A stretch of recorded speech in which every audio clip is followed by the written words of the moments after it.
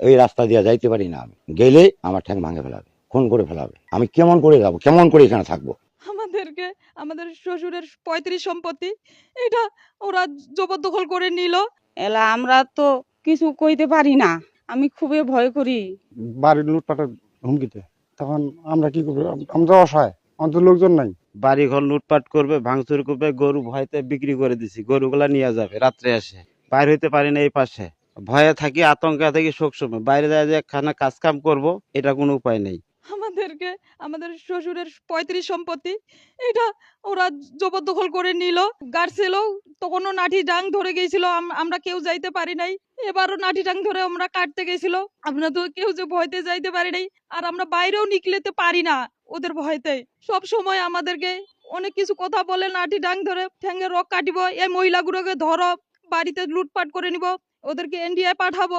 সব সময় এগুলো কথা আমাদেরকে বলে। সৈমুদ্দিন মাস্টার, তারপরে আর্জেনিয়া, ওর স্বামী, তারপরে সাপুল, শাহজাহান, সোহেল, ওরা সবাই যত আছে ওদের সংখ্যালঘু সবাই আমাদেরকে এরকম মারধর করে সব সময়। আমি চাচ্ছি আমাদের জমিটা যে দখল করছে ওটা যেন আমরা সুষ্ঠু বিচার চাই। এটা আমাদের দাবি, সরকারের কাছে অনুমোদন করছি, এটা যেন আমাদেরকে ফিরে দেয়। আমাকে মারধর করে, আমি ভয়তে নিকলিতে পারি না। ওরা যে জুলুম করে জমি দখল কইছে, ধান কাটেনে গাইছে। এলা আমরা তো কিছু কইতে পারি না ভয়তে। আমি খুবই ভয় করি। ওই যে সৈমুদ্দিন মাস্টার একদিন বলছে বলে ওরাকে ইন্ডিয়া হাঁটাও, ওর মার বাড়ি লুটপাট করে আনো, ওমার গরু ছাগল তামাল লুটপাট করে আনো। আজকা যে ধান কাটেনে গাইছে, তা আমরা তো ঘুম থেকে উঠি নাই, আমরা গেছি, আমরা ঘুম থেকে উঠি দেখি আমরা ধান মেলা ধানে কাটেনে গেছে।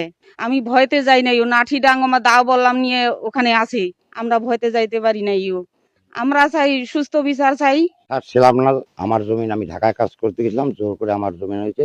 এবং কথা বললে ওরা ভয়ে ভেতু দেখায় যে হিন্দু লোক, তোদেরকে ইন্ডিয়া খেতে দিব, তোমাদের এখানে কি নাগরিকতা আছে কি আছে নাই, আমরা প্রয়োজনে সমস্ত ধান কাটে নিব।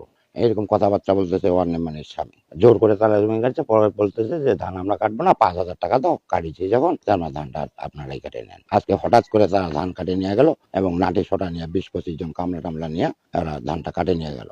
এই জন্য আমি কি করব না কিছুই বুঝি না। থানাতে কল দিয়েছি, থানা আসলো, আসে দেখলো, দেখে বলতেছে যে আচ্ছা ঠিক আছে, আপনারা মঙ্গলবার দিন কাগজপত্র নিয়ে এসেন। আর এই জমিন আমি বিক্রি করি, আমার 35 সম্পত্তি, আমার নানার সম্পত্তি। স্যার কি বলবো, যদি কিছু বলি যে আমার ঠ্যাঙ্গের নলানলি ভাঙে ফেলাবে। এই রাস্তা দিয়ে যাইতে পারি না, আমি গেলে আমার ঠ্যাং ভাঙে ফেলাবে, খুন করে ফেলাবে। আমি কেমন করে যাবো, কেমন করে এখানে থাকবো? থাকার মতো আমার কোনো উপায় নেই। আমাকে একমাত্র ইন্ডিয়া না পালাইলে আমার উপায় নেই। স্যার বলে আমি কি করতে পারি এখন? এমন অত্যাচার যে বলা যায় না। ওইদিকে হাট ছেড়ে দিয়ে ধান খাওয়াচ্ছে, বলতে গেলে ওরাই ধমক দেয়। এবং আমার এখানে বলে 1 মিনিটও থাকা চলে না, আমাকে ইন্ডিয়া যেতে হবে। যারা ধমক দিচ্ছে ওরা, ওই যে একজন হলো নেম্বারনি, ওয়ার্ড নেম্বারনি আরজিনা, আর তার স্বামী হলো শাহজাহান।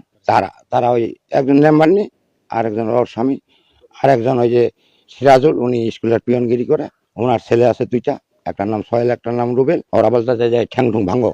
এবং ওর ভাই আছে একটা সাপিউল, ও একদিন আমার মাথায় বাড়ি দিয়েছিল, যার এক লোকে আটকাইছে বেঁধে আমার মাথায় লাগেনি।